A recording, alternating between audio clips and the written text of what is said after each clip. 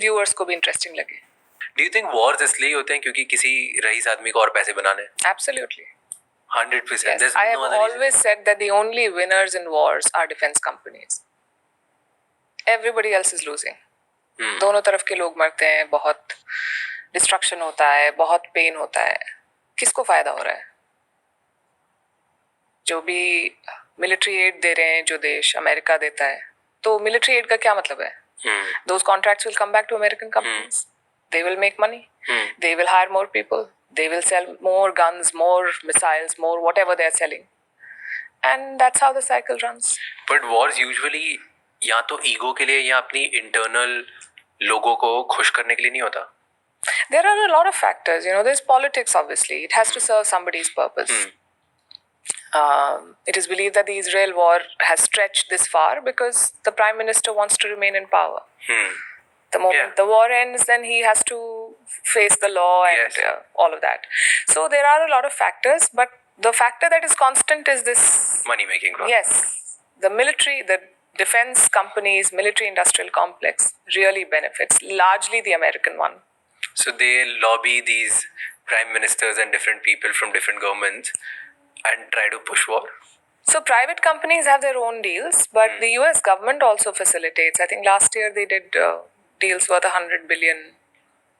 US government facilitate कैसे करती है? मतलब सरकारें करती है ना फैसिलिटेट, जैसे कि आप तो करो, हम साथ में आपके आप करते हैं. नहीं, मतलब अगर जैसे अमेरिका को सऊदी अरेबिया को किसी तरह की डिफेंस की मदद करनी है, तो एक तरीका तो ये है कि रियाद डायरेक्टली जाके किसी अमेरिकन डिफेंस सप्लायर से बात करे. But because defence is strategic asset, there has to be some sort of government involvement.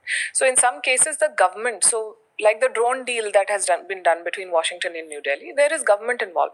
Drone Washington नहीं बना रहा है, वहाँ की एक कंपनी बना रही है, but it has been done via the government. That is how it works.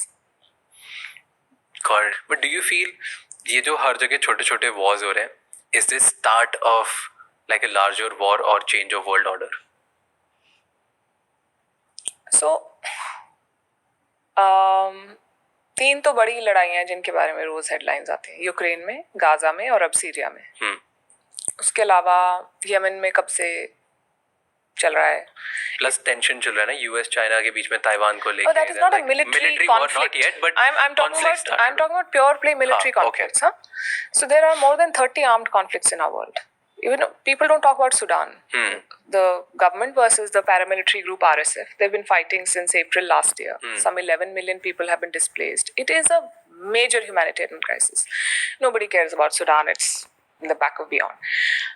The Sahel region, like I said, Mali, Burkina Faso, Niger, Myanmar, Yemen, Ethiopia. There are so many armed conflicts in the world that are happening right now. Okay, that is one aspect. The second kind of conflict is related to trade and the push and pull. So Donald Trump versus China, or the Europeans saying that we'll not take Chinese EVs, and China putting pressure back with some sort of tariffs and blocks on European imports. There is a lot of everybody's seeking leverage. कि कैसे मैं एक ऐसी deal crack करूं जिसमें मुझे फायदा हो रहा है और मेरे लोगों को फायदा हो. That is what politics is about. Sometimes you use trade as your weapon. Sometimes you use actual weapons. Sometimes you use diplomatic pressure as your weapon. You use all kinds of tools to basically put pressure and gain advantage. And that has been how the world has functioned always.